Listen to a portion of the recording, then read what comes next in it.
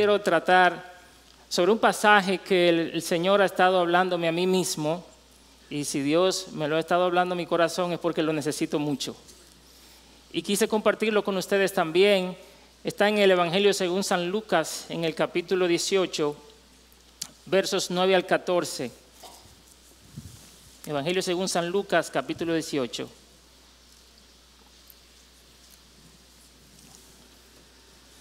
Versos 9 al 14, es una parábola bastante conocida por nosotros, pero con la gracia del Señor quisiéramos mirar un aspecto de esta parábola, y eso es lo que tiene que ver con la humildad para con Dios. Así quiero titular a este sermón, la humildad para con Dios. Quiero enfocarme en ese aspecto de este texto.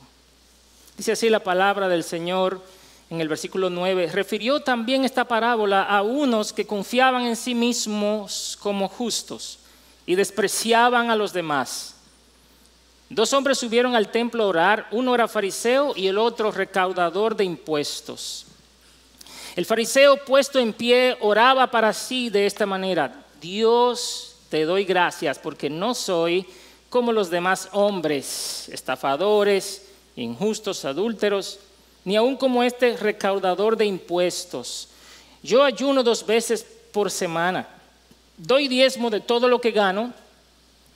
Versículo 13, pero el recaudador de impuestos, de pie a cierta distancia, no quería ni siquiera alzar los ojos al cielo, sino que se golpeaba el pecho diciendo: Dios, ten piedad de mí, pecador.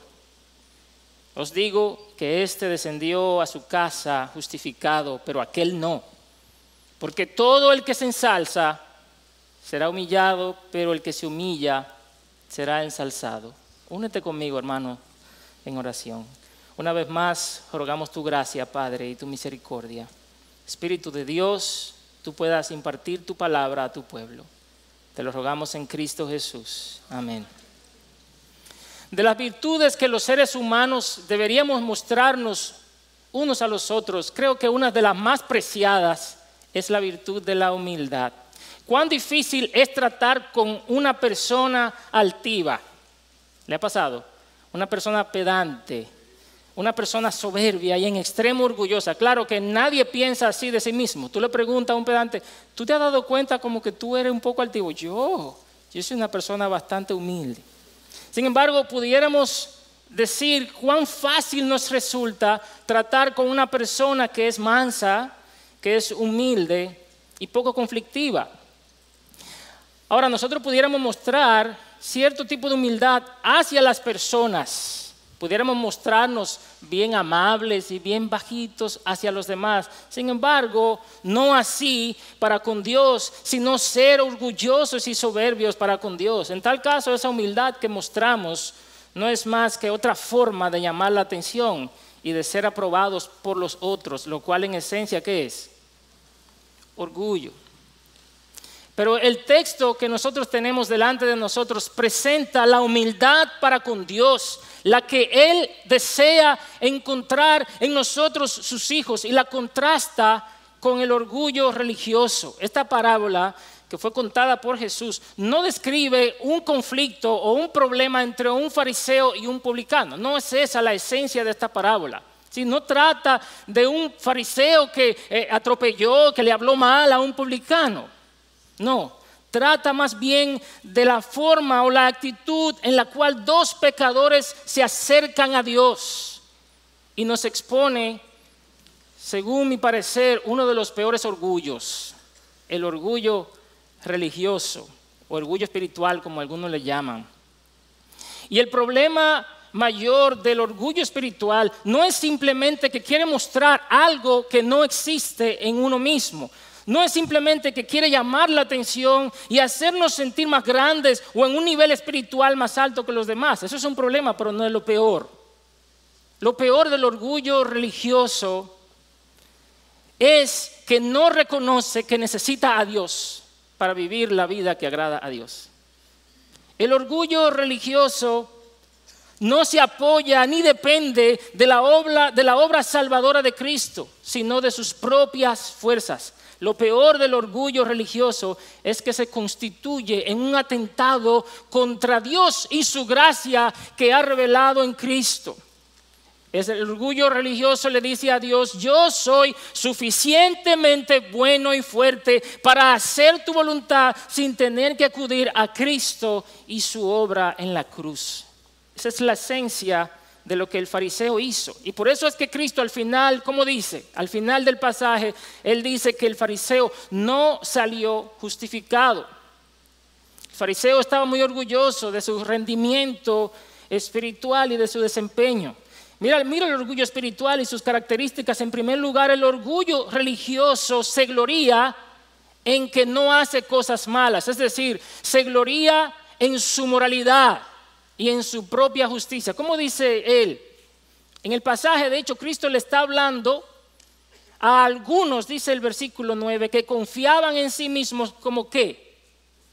Dice, como justos, y despreciaban a los demás. Y es con esa confianza propia que el fariseo, que se cree justo, se acerca al templo a orar. Él no se acerca al templo a orar porque él está necesitado de encontrarse con Dios. Él no se acerca al templo a buscar al Señor porque él sabe que necesita reconciliarse con Dios, porque ha pecado, porque quiere confesar sus pecados. No, él se acerca al templo a orar a sí mismo, a sentirse bien consigo mismo, a recordarse a sí mismo cuán piadoso él es. Lo hace como para completar su lista de check. Fui al templo a la hora de la oración, como todo buen fariseo que yo soy. No quería sentir que había algo que él no había hecho. Quería tenerlo todo bien para poderse gloriar en su religiosidad. Y como el fariseo que era, él estaba acostumbrado a ir a orar al templo en las diferentes horas de la oración. Él era culto, educado y probablemente con buena reputación moral. Pero como dice M. Bounds, él, aunque pronunció palabras, no oró. Y prosigue Bounds diciendo: Dios escucha sus palabras solo para condenarlo. Un frío de muerte ha salido de esos labios formales de oración. Una maldición de muerte de parte de Dios está en sus palabras de oración. Una pócima de orgullo ha envenenado por completo la ofrenda de oración de esa hora.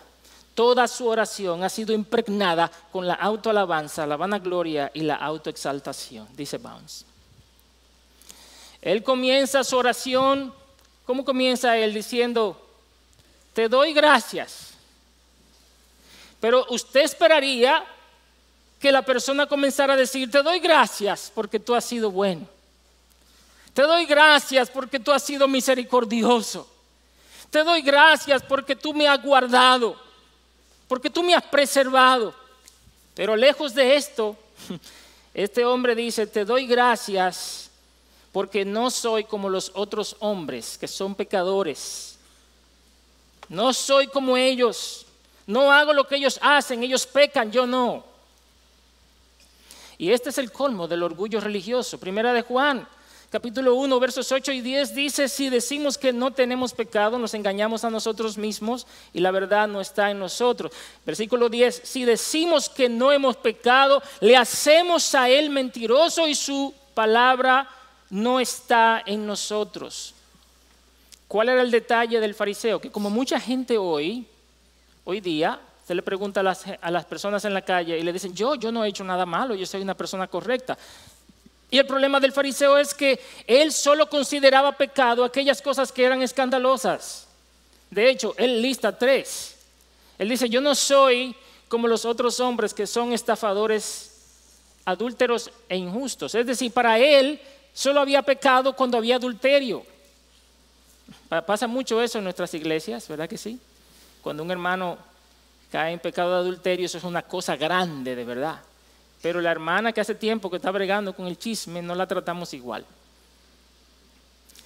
Para él, estas eran faltas mayores. Sin embargo, no podía mirar su falta de amor como pecado o su falta de compasión, la envidia, el egoísmo, la lujuria, los malos pensamientos y su orgullo religioso. Todos estos también son pecados y son malos, pero como dice Jerry Bridges, se vuelven aceptables para nosotros.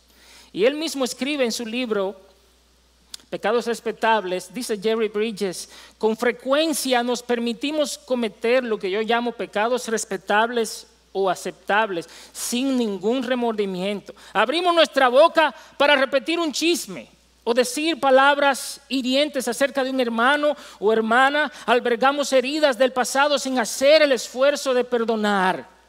Y más adelante continúa el autor diciendo, el pecado es pecado. Todos los pecados son graves ante los ojos de Dios. Nuestro orgullo religioso, la crítica, el vocabulario agresivo contra los demás, la impaciencia y el enojo, aún nuestra ansiedad, todos estos son pecados graves delante del Señor.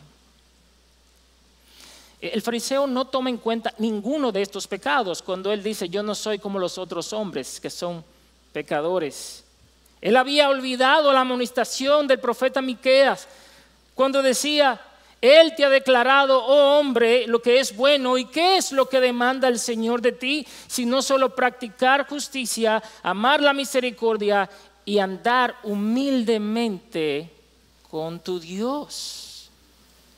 Y quizás nosotros pensemos que no somos así. Yo no sé usted, pero yo nunca me he atrevido a decir, yo no soy un pecador. Yo no he oído ni a ningún evangélico inteligente que pueda decir, yo no soy un pecador. Quizás nosotros no nos identificamos mucho con esto. Sin embargo, ¿estamos nosotros activamente confesando nuestros pecados a Dios? Cuando venimos a orar, ¿tenemos conciencia de nuestros pecados? Estamos persuadidos diariamente de que necesitamos ese baño de la sangre perdonadora de Cristo y de que somos malos. ¿Estamos persuadidos de eso? Por otro lado, nosotros no decimos abiertamente que no pecamos, pero ¿qué es lo que le damos a entender a los demás hermanos? ¿Que somos pecadores o que no somos pecadores? ¿Qué tan fácilmente estamos dispuestos nosotros a reconocer nuestros pecados delante de los demás? ¿Qué tan dispuestos estamos a mostrarnos vulnerables ante los demás? ¿Y qué tan dispuestos estamos a contar experiencias en las que nosotros no hemos sido los héroes, sino los villanos? Hermanos, yo no sé, yo percibo que en la iglesia del Señor en sentido general, yo hablo por la mía y por mi caso propio, nos manejamos con un nivel de superficialidad increíble, donde todos parecemos muy correctos y donde nadie quiere ni siquiera que el otro se imagine que es pecador. Pero ¿sabe qué, hermano? Usted sabe que yo soy un pecador y también yo sé que usted lo es. Así que, ¿cuál es el problema? Pero nosotros, aunque nunca decimos que no somos pecadores, no queremos que las personas sepan que hemos pecado. Queremos que ellos entiendan que somos tan humildes que nos atrevemos a reconocer que somos pecadores aunque no pecamos nunca. En consejería he tenido la oportunidad de tratar con jóvenes y me están contando una situación difícil con mucha vergüenza. Sí, me dicen, pastor, tú sabes que yo tengo este problema y esta dificultad espiritual. Y yo le he dicho, pero yo también he tenido esa dificultad espiritual. Yo he pecado así de esa manera, como abre los ojos grandes. Me dice, ¿cómo va a ser? ¿A usted le pasó eso también? Sí, a mí me pasó también, pero la sangre de Cristo nos limpia de todo pecado. Wow, yo nunca pensé que a los pastores también le pasaba eso. Pero eso no solamente pasa con los pastores. Nosotros andamos siempre bien arregladitos, ¿verdad que sí? Bien derechitos, bien formalitos, y nadie se da cuenta de nada. Y no queremos que nadie tampoco se dé cuenta, ni tampoco estamos dispuestos a decírselo a nadie. Ahora, nunca nos vamos a atrever a decir que no somos pecadores, pero queremos dar la apariencia de que no pecamos tanto, ¿sí o no, hermano? Y no queremos más de ahí. El hecho es que el punto aquí es, ¿qué es lo que nos hace sentirnos confiados ante Dios? Hermano, de ninguna manera yo quiero desmotivar la santidad personal. O sea, yo no estoy aquí queriendo exaltar el publicano porque era un pecador y denigrar al fariseo porque era moral. No. Yo no quiero tampoco desmotivar ese continuo rechazo que el creyente debe tener hacia el pecado. No estoy apoyando el abuso de la gracia de Dios como pretexto para pecar, ni queriendo decir que en cuanto a lo moral debemos ser más como el publicano que como el fariseo, no. Pero, ¿qué es lo que nos hace sentir confiados ante Dios? El que hemos estado andando bien en la semana, wow, me fue bien esta semana, no he pecado casi. O el que no hayamos cometido pecado muy feo, bueno, esta semana por lo menos no cometí pecado muy feo. ¿Es eso lo que nos hace sentir cómodos ante Dios? ¿O el que Cristo nos ha justificado por la gracia, por medio de la fe? Hermano, no hay nada que nosotros podamos hacer tan bueno que pueda ser la base de que nosotros nos sintamos justificados delante del Señor. No hay nada. Ni tampoco algo tan malo como que pensemos que no podemos ser justificados por su gracia. Y después de haberse gloriado el fariseo en su alta moralidad, ahora pasa a gloriarse en su piedad religiosa externa, en la cantidad de disciplinas espirituales que él practica. Y él dice, ayuno 2 veces por semana y doy diezmo de todo lo que gano. ¡Wow! El tipo está por encima del estándar.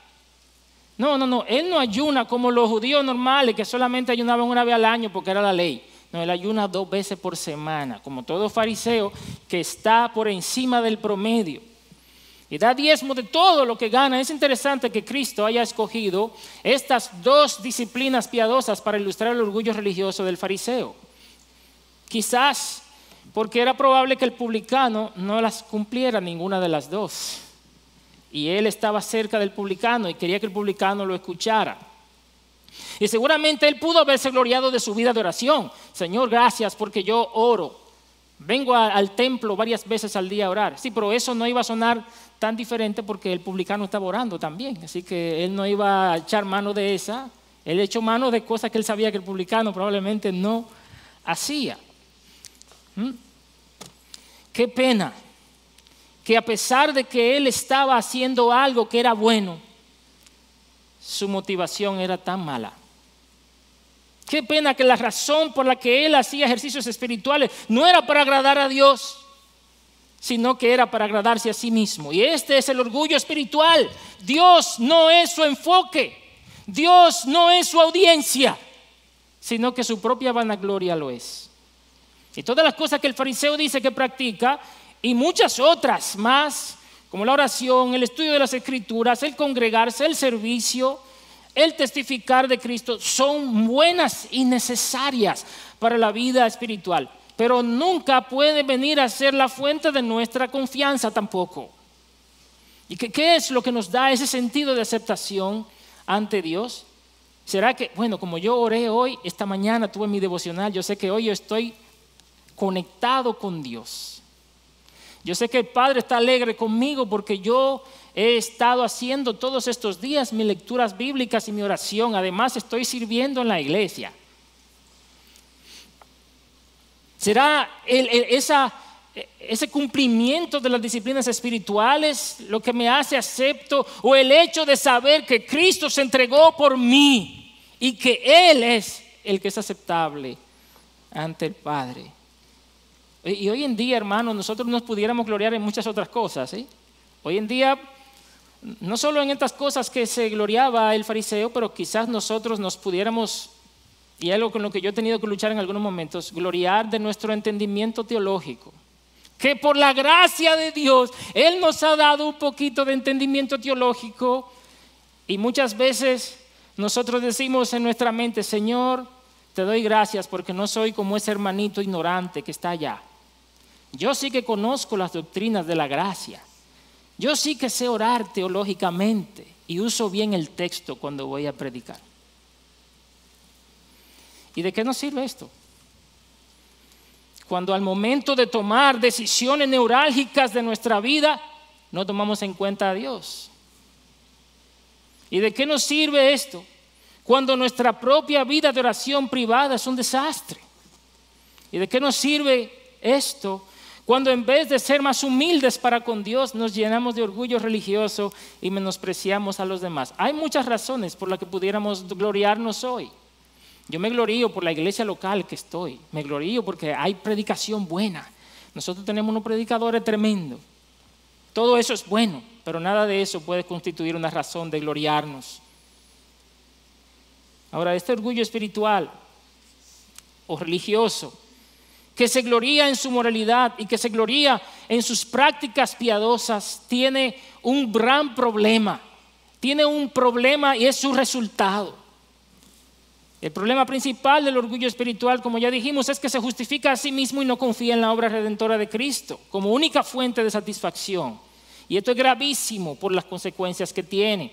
Cristo dijo de este fariseo, ¿sabe qué dijo Cristo? Que él no salió justificado de ese tiempo de oración. ¿Y por qué? Por cuanto él se exaltó a sí mismo y por eso será humillado, dice el texto, versículo 14. Y el fariseo, en vez de salir de ese tiempo de oración perdonado y reconciliado con Dios, terminó con un estado peor que como que llegó. Porque como dice la Escritura, Dios resiste a los soberbios. Y esto es serio. ¿Saben lo que quiere decir este texto? Que está tanto en 1 de Pedro 5:5 como en Santiago 4:6. Lo que quiere decir este texto es que Dios se opone y es hostil para con el orgulloso. Literalmente dice, Dios se arma en contra del soberbio. Dios se arma en contra del soberbio. Yo no sé a quién le gustaría tener a Dios armado atrás de usted.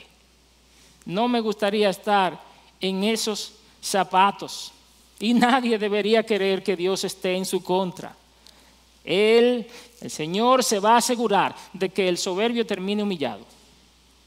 Olvídese de eso. Cuando usted ve una persona humillada, diga que antes de eso fue la altivez. Así lo dice él también, el proverbista. Y nosotros sabemos, hermanos, que el cristiano ya ha sido justificado por medio de la fe en Jesucristo. Y que ese acto de la justificación sucede una sola vez y para siempre. Y ya somos hijos de Dios. Sin embargo, también sabemos que nuestros pecados diarios necesitan ser confesados ante el trono de Dios en arrepentimiento, como dice 1 de Juan 1:9, a fin de restaurar esa comunión temporal con el Señor, confesar nuestros pecados. Él es fiel y justo para perdonar nuestros pecados y limpiarnos de toda maldad. Ahora miremos la otra parte de la historia, la segunda parte de la parábola, que nos va a hacer el contraste entre este orgullo religioso y la humildad para con Dios. Y Jesús nos presenta la otra cara de la historia. Y el hecho de que Jesús escogiera la figura de un publicano, o sea, de un recaudador de impuestos, es bien interesante. ¿Por qué escoger el personaje recaudador de impuestos? ¿Por qué no pudo haber escogido un judío cualquiera? No, él escoge un personaje odioso y repulsivo a los judíos. Pero lo hace con el fin de ilustrar la correcta actitud que debemos tener ante nuestro Dios. Y esto nos debe llevar a meditar como cristianos si nuestra postura y nuestra apariencia religiosas tienen algún valor ante nuestro Dios. Jesús está presentándonos el personaje que menos apariencia religiosa y de piedad podía tener: el recaudador de impuestos. Y lo hace en contraste con el personaje estrictamente religioso más elevado que ellos tenían en su tiempo, el fariseo. Él contrasta dos extremos. ¿Y cuál es la conclusión?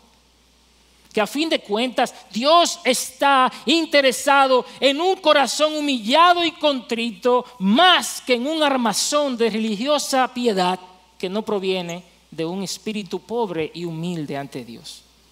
Y que aunque la moralidad agrada a Dios y aunque las prácticas de las disciplinas espirituales son importantes, a Él le llama más la atención un hombre o una mujer que se doblega ante Él en arrepentimiento y confesión dependiendo solo de la obra salvadora de Jesucristo. Y veamos según este pasaje cuáles son las cosas que caracterizan la humildad para con Dios. Número 1, dice el versículo 13, el recaudador de impuestos de pie a cierta distancia no quería ni siquiera alzar los ojos al cielo. Un sentido de indignidad para acercarse a Dios. Un sentido de indignidad para acercarse a Dios caracterizaba a la humildad para con Dios. El publicano prefirió quedarse más lejos, es decir, él no estaba en el mismo nivel, en la misma línea en la que estaba el fariseo, sino que él estaba más lejos. Él no se consideraba digno de estar en aquel lugar. Y en segundo lugar, ni siquiera se atrevía a levantar sus ojos al cielo. Él sabía que no era digno de ver la presencia de Dios, de ver el rostro de Dios, de imaginarse a Dios mirándolo en su condición. No había méritos que él pudiera presentar, ni siquiera el propio hecho de que estaba asistiendo al templo a orar, para él era un mérito delante de Dios. Eso no quiere decir necesariamente que este hombre no tuviera ninguna obra buena, no podemos decir eso. Quizás este hombre había ayudado a alguien, no sé, probablemente él hacía algunas cosas buenas en su vida, pero él sabía que ninguna cosa que hiciera podía hacerlo merecedor de acercarse a Dios y de ser atendido por él. El Salmo 34, verso 18 dice, cercano está el Señor a los quebrantados de corazón. Y así estaba este hombre. Y salva a los abatidos de espíritu. Y hermanos amados, nosotros estamos tan acostumbrados a la vida cristiana que a veces perdemos de vista que si hoy tenemos comunión con Dios, no solamente comunión en la oración, pero la comunión diaria que disfrutamos con nuestro Padre Celestial, a veces perdemos de vista que si gozamos de esto es solo porque Cristo lo conquistó para nosotros. Y pudiéramos llegar a entender que tiene que ver con la manera en que nosotros nos desempeñamos en la vida cristiana. Tú no ves, como yo soy espiritual, las cosas me van bien, tengo mayor comunión con Dios. No importa que también estemos caminando delante del Señor y tenemos que caminar bien, pero nunca seremos dignos de su atención por eso. Nunca seremos dignos de su atención por eso. Solo la sangre de Jesucristo pudo lograr tal cosa. Y este sentido de indignidad ante Dios debe ser procurado intencionalmente. Debemos procurarlo intencionalmente. Miremos cómo lo expresa el apóstol Pablo en la primera carta a los Corintios, capítulo 1, versos 26 en adelante. ¿Cómo procuramos intencionalmente este sentido de indignidad que necesitamos? Él dice, pues considerad, versículo 26, pues considerad, hermanos, vuestro llamamiento. No hubo muchos sabios conforme a la carne, ni muchos poderosos, ni muchos nobles, sino que Dios ha escogido, ¿qué cosa? Dice, lo necio del mundo. Para avergonzar a los sabios, Dios ha escogido lo débil del mundo. Para avergonzar a lo fuerte. Versículo 28, y lo vil y despreciado del mundo ha escogido Dios, lo que no es, para anular lo que es, para que nadie se jacte delante de Dios. Pablo está diciendo, consideren, hermanos, su llamamiento. En otras palabras, ¿qué eran ustedes cuando Dios los llamó? ¿Acaso eran ustedes nobles? Esto nos lleva a humillarnos delante del Señor. Cultivar la humildad conlleva una consideración de lo que éramos antes cuando Dios nos llamó y lo que aún somos. Pablo nos describe así, lo necio del mundo, lo débil del mundo, lo vil y lo menospreciado del mundo, lo que no es. Y como dice John Piper, la humildad para con Dios se goza en que Él lleve toda la gloria por lo bueno que está pasando y que ha pasado en nuestras vidas. Así que es importante que nosotros meditemos de dónde Dios nos sacó, qué éramos y qué somos ahora, porque eso nos va a ayudar a bajar. Hermano, por más alto nivel que pienses que estés en la vida espiritual, recuerda que eres lo débil, lo vil, lo menospreciado, lo que no es, y que Dios te escogió para que nadie pueda gloriarse en su presencia, y para que si te vas a gloriar, como dice más abajo en el texto, te gloríes solo en Jesucristo. La segunda característica de esta humildad para con Dios es una clara conciencia de su pecaminosidad. Una clara conciencia de su pecaminosidad. Esto es lo que vemos en este pasaje. En el texto original, el publicano está diciendo: sé propicio a mí, el pecador. Así es como está en el original. El pecador, no pecador como si fuera uno, cualquiera de muchos. Es que él se está viendo como si él solo fuera el pecador. Como Pablo también lo hace cuando le escribe a Timoteo. Él se golpeaba el pecho de dolor y de vergüenza por sus pecados. Una vez más, citando a E.M. Bounds, él dice: la humildad florece en el suelo de un verdadero sentido propio de pecaminosidad y pequeñez. En ningún otro lugar puede la humildad crecer tan rápido y brillar tanto como cuando se reconoce toda culpabilidad, se confiesa todo pecado y se confía en toda la gracia. Wow. Y eso es lo que hacía precisamente David. Y si David era un hombre conforme al corazón de Dios, no fue porque nunca pecó. Este hombre pecó. Yo estoy leyendo los libros históricos y hace poco que terminé de leer 1 y 2 de Samuel, y yo digo, pero acá David no era como tan cosa, David como que no era tan purito. Comenzando que cuando fue rey en Hebrón, le cuentan todos sus hijos, son todas de esposas diferentes. ¿Usted no se ha fijado en eso? Fulano, hija de esta, fulano, hija de la otra, fulano, hija de la otra. Sin embargo, David tenía algo que Dios apreciaba, y era que era un hombre de un corazón humilde, de un corazón contrito. Y él lo decía en el Salmo 51, ten piedad de mí, oh Dios, conforme a tu misericordia, conforme a la multitud de tus piedades, borra mis rebeliones, lávame más y más de mi maldad. Oh hermano, ¿has orado tú ese salmo? Ese salmo es increíble. Límpiame de mi pecado, porque yo reconozco mis rebeliones. Es necesario hacer eso. Yo reconozco mis rebeliones y mi pecado está siempre delante de mí. Contra ti solo he pecado y he hecho lo malo delante de tus ojos, para que seas reconocido justo en tu palabra y tenido por puro en tu juicio. Qué interesante, cuando nosotros reconocemos nuestros pecados, Dios es reivindicado como justo, porque Él ha dicho que somos pecadores. Por eso cuando Juan dice que el que dice que no ha pecado hace a Dios mentiroso, es porque Dios ha dicho tú eres un pecador. Y cuando tú piensas que no lo eres, o tú quieres decir que no lo eres, tú estás diciendo que Dios ha mentido. Pero cuando tú dices yo soy un pecador y he pecado, Señor, entonces Él es reivindicado como el justo y veraz. Más adelante, en el mismo Salmo 51, David dice: al corazón contrito y humillado no desecharás, no despreciarás tú, oh Dios. La humildad para con Dios lo reivindica a Él como justo, como veraz, y reconoce que de sus hijos es la mancha, como dice. Y confesar, hermanos, nuestros pecados requiere humildad. Requiere humildad.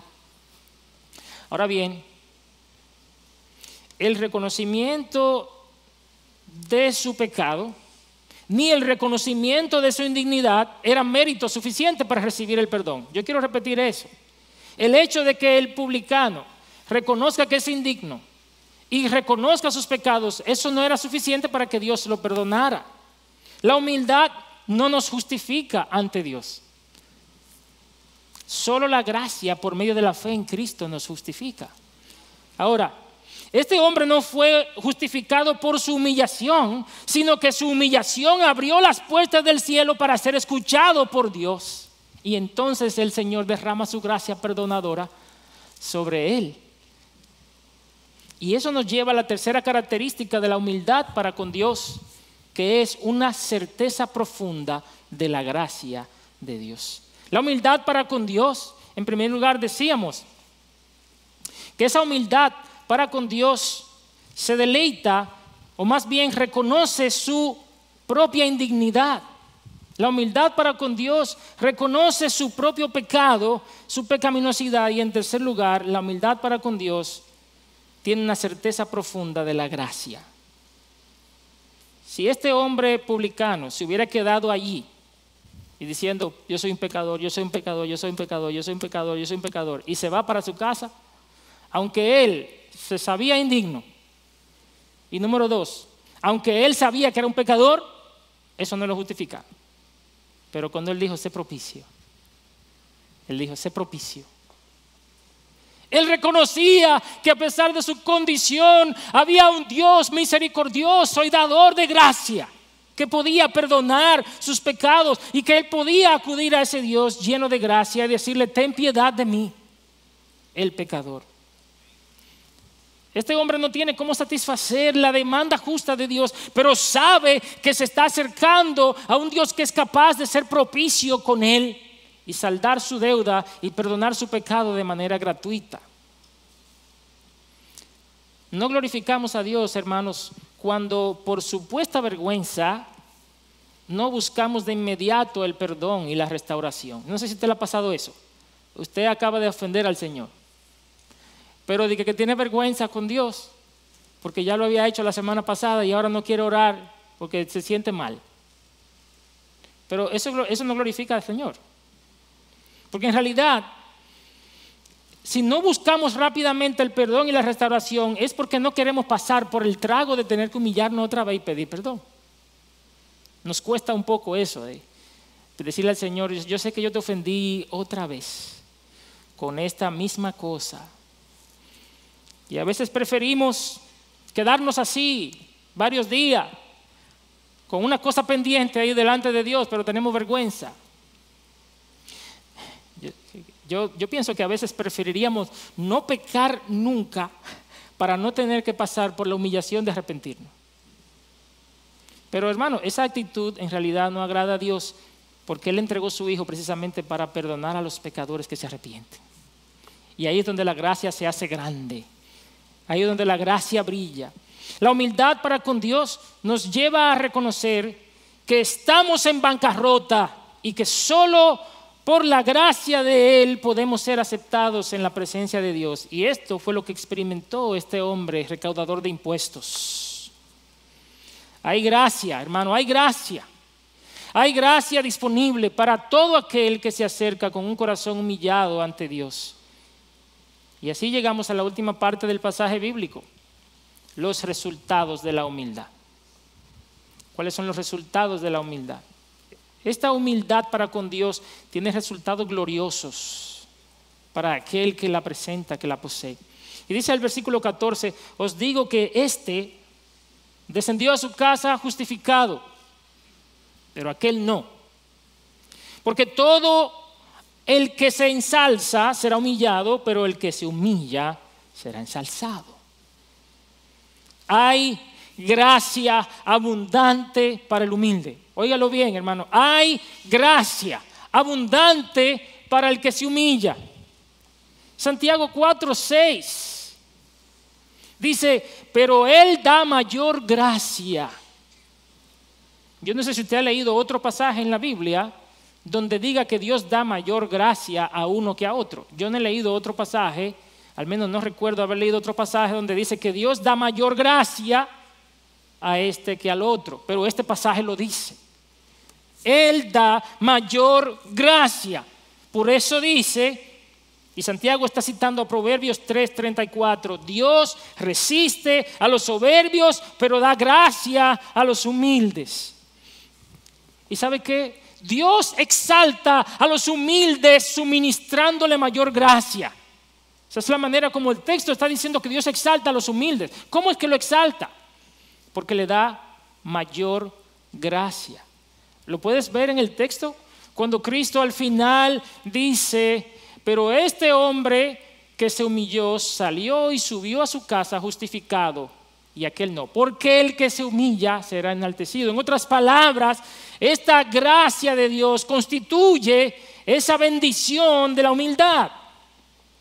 Dios exalta a los humildes, suministrándoles mayor gracia. Cristo lo dejó claro. Hay pocas cosas que la Biblia dice que llaman la atención de Dios. Y una de esas pocas cosas es la humildad para con Dios. Oigan lo que dice el texto en el Salmo 138, verso 6. Porque el Señor es excelso y atiende al humilde, mas al altivo conoce de lejos. Dios atiende al humilde. Dios atiende al humilde. Dios le pone atención. La humildad le llama la atención a Dios. Como si en este grupo hubiera algunos humildes y ahí pone Dios su mirada.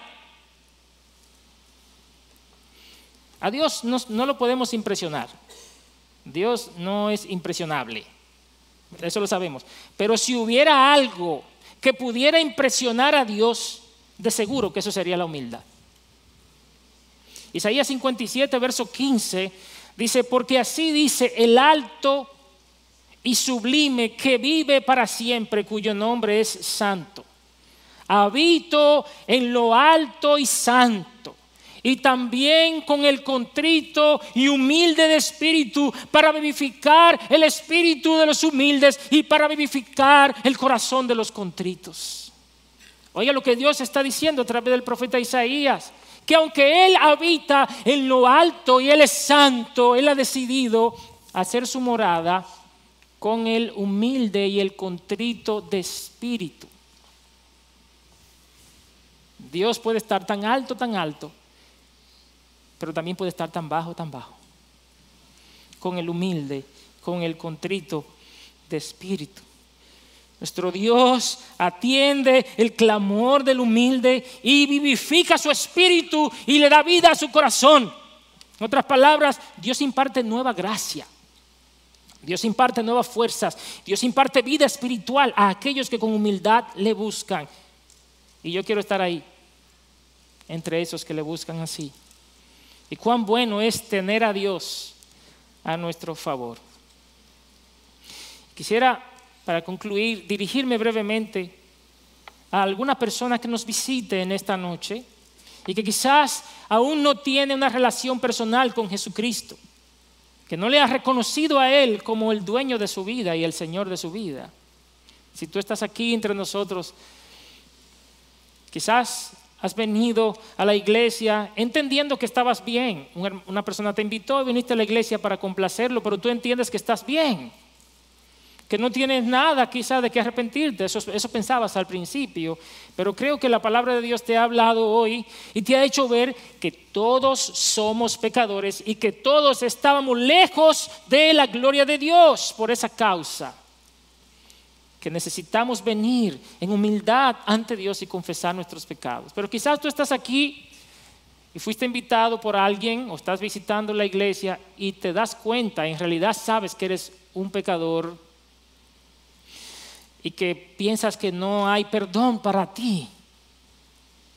Quiero decirte que si hubo perdón para el recaudador de impuestos y si hubo perdón para mí, de seguro que lo habrá para ti. Si tú vienes arrepentido, confesando tus pecados y creyendo en Jesucristo como tu único Rey y Salvador. Y a ti y a mí que hemos creído en Jesucristo y que por su gracia hemos sido adoptados como hijos suyos, la palabra también nos ha instado en esta noche a procurar crecer en esta virtud de la humildad para con Dios. Hermanos, el orgullo religioso está al acecho siempre en la puerta de nuestro corazón, siempre. Yo no sé usted, pero yo tengo que luchar mucho con eso. Por eso necesitamos de manera intencional practicar aquellas cosas que nos pueden llevar a humillar el corazón ante Dios.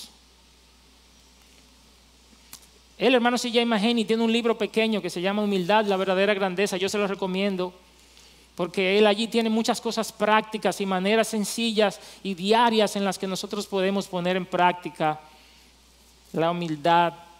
Pero nosotros necesitamos considerar de dónde nos trajo el Señor, lo que antes éramos y lo que hoy somos. Necesitamos meditar continuamente en la grandeza de Dios, la santidad de Dios. Y al mismo tiempo contrastarla con nuestra bajeza. Porque cuando Dios es grande, tú y yo somos pequeñísimos. Cuando Dios es santo, tú y yo somos impuros. Entonces ahí viene la humildad al corazón. Una conciencia de que no somos dignos ante Él. Necesitamos examinar nosotros mismos en oración y confesar todo pecado oculto que el Espíritu Santo traiga a nuestra mente. Necesitamos meditar continuamente en la obra de Cristo, de tal manera que podamos tener una certeza profunda del amor y de la gracia de Dios para con los pecadores como nosotros. Y esto no tiene que esperar al momento de oración. Creo que esto debe ser una práctica diaria, es decir, continua. Yo debo estar humilde ante Dios en todo tiempo. Yo cuando pienso acerca de Dios, debo pensar acerca de Dios con ese sentido de indignidad, de gratitud, de pequeñez y de bajeza en cuanto a mí, pero de grandeza de la gracia de Dios. Hermanos amados, qué bueno que hay gracia para pecadores como nosotros. Qué bueno que podemos acudir continuamente a esa gracia y que a pesar de que hemos pecado, siempre tenemos un trono de misericordia y de gracia abierto para nosotros.